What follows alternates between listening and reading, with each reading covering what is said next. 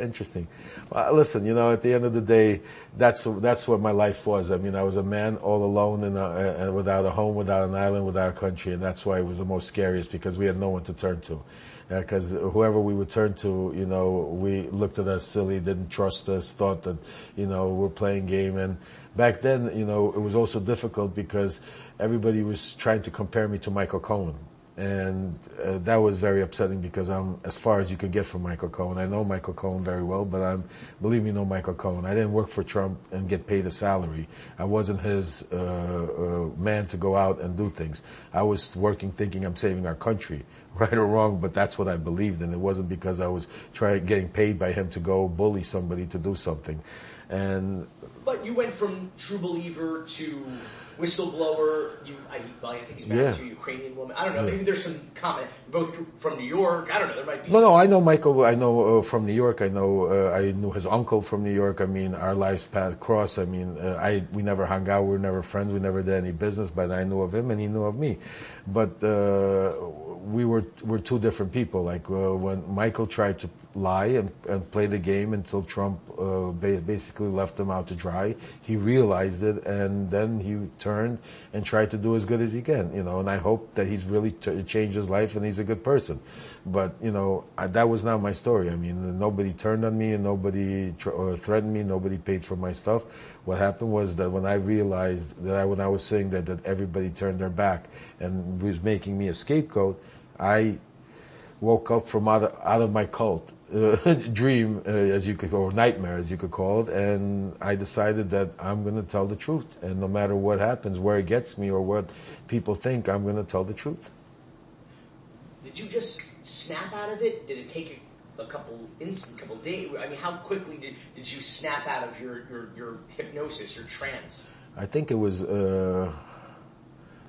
my sixth or seventh or eighth day in jail.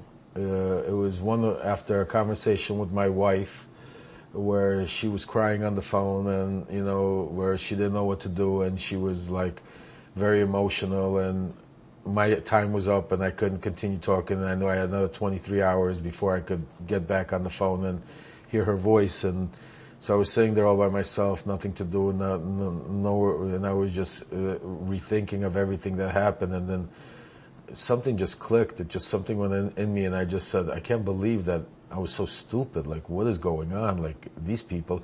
Like, I started replaying a movie in my head, and the movie was always the same. There was always a fall guy.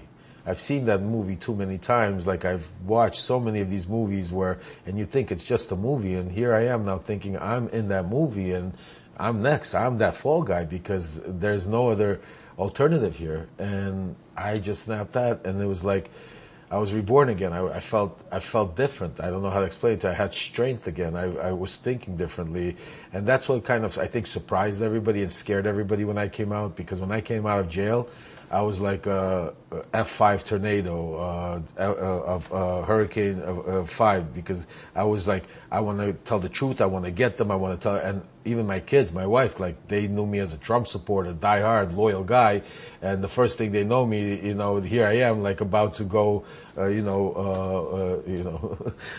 what's that? Burnt, scorched earth on, that I'm ready to, and they couldn't understand what I was doing. They thought maybe, I went crazy in jail. Maybe, they didn't recognize me. They didn't understand. And it took me a while to explain to them that I'm back. It's me. I mean, that wasn't me. And, it took them a while to snap out of it because, they didn't recognize me after, 2-3 years of being somebody that, I mean, you couldn't turn on Rachel Maddow in the house. I'd rip your head off screaming at you and saying you couldn't make a comment against Trump or anything to do with this. And here I am now, I have like diarrhea of the mouth. I'm spilling all this stuff out and I can't stop talking. And it's like, I'm sitting with my lawyer and I'm like, get the news, get the press. He's like, no. I was like, no. And, I remember, he didn't want to do any of that. And then he took a shot. He said, we called the New York Times, and they were calling us actually. And he knew them, and, they took a shot, and it started there. Reminded of this scene in this not particularly good Woody Allen movie where there's these very liberal parents. It's Alan Alda and Goldie Hawn, and they have a son who's like Alex P. Keaton in Family Ties. Alex He's like P. Keaton, conservative, like, yeah. And they're like, who the fuck, whose kid is this? Yeah. Like, what's wrong with? And he's arguing with them all the time about politics. And then in the middle of dinner, late in the movie, faints, he collapses. And they take him to the hospital, and the doctors, they discover that he had a brain tumor, but they were able to remove it, and he's okay. And they're like, oh, that explains why so what it, you, for, I mean, for 3 years, you every day, the toxic like, propaganda, and you finally had 1 week of isolation. Where you, with nothing but your thoughts. Nothing with my thoughts. So put this into, because because listen, none of us get that kind of time. Prison sucks, but none of us get time alone to fucking just... Exactly. Not MSNBC. I'm not saying you turn on any propaganda. You're just saying, I'm going to be alone with myself. And that's exactly what happened. Yeah. So basically, I think what really got me to snap out of the cult and get my head back on was, what most people don't understand. I mean, jail, prison, it's terrible, it sucks, but it was the only time I was actually in, God knows when, that I was left alone. There was no television, there was no newspapers, there was nobody in my ear, there was nobody telling me. 24 hours a day for the first week I was all alone, except for seeing jail guards, taking my temperature or my blood pressure or giving me medicine. And then for the next week, 1 hour a day phone call and it was like, as soon as you go on, that hour goes by so quickly before you say hello, you can't even imagine. And then sitting for those 23 hours, again, all alone, no newspapers, nothing to read, nothing, a small crossword puzzle. At times you almost go crazy, but what it gave me the opportunity was to do a lot of self-searching and thinking, and I was able to replay this movie in my head nonstop until that one day, I think it was like the 8th day or the 7th day, where basically that movie started playing and I started seeing it clearly. I was like watching myself in a movie, and I knew the ending. The ending was going to be, I'm going to get blamed for everything, and they're going to make me the fall guy, and they're going to go on with their lives. And it was kind of like a wake me up. I woke up like I have a bad dream with a cold sweat. The previous 3 years, all day, every day, you were living and breathing what? Absolutely. The previous 3 years, all day, every day, I was eating, drinking, sleeping, thinking Trump, all the way. It wasn't, and the sad part is people say America first. We were never thinking America first. We were thinking Trump first, because Trump first meant America first in our view. And that was the total opposite. And that's the whole truth about it.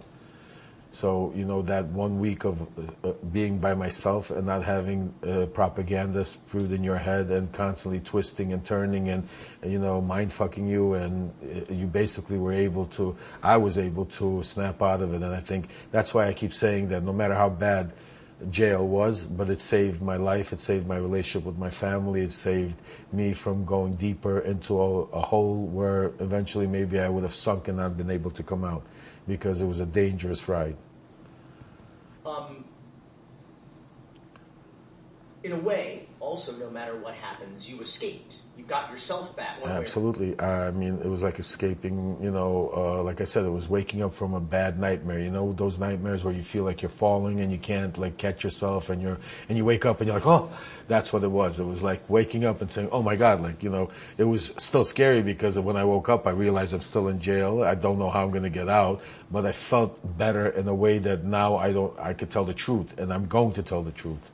And when you're in a cult and people accuse you of being you're like, fuck you, I'm not in your fucking, you're in a fucking cult. Absolutely. You're the sheep, right? So mentally it's, you're the aggression I can't even explain to you. That's part of being in this cult, is blaming other people for your faults and problems. If you took a look at Trump world, they're all perfect. None of them, they never admit that they did anything wrong. I don't think Trump in 4 years has ever come up and said, you know what, I'm sorry. President Biden, right or wrong, at least apologized if he did something wrong. Other presidents apologize. It's a normal, common, decent thing to do. It's just common sense. President Trump, told you to shoot Clorox in your vein and then said, no, he didn't, and blamed somebody else for it. So that was a typical thing. They all would, direct it to somebody else. They would always blame somebody else. And they were very aggressive, very, screaming, yelling, in your face type of stuff. And I felt I was like that also. I'm not going to lie. I was in the first row, as I say it. I was there. I was front row.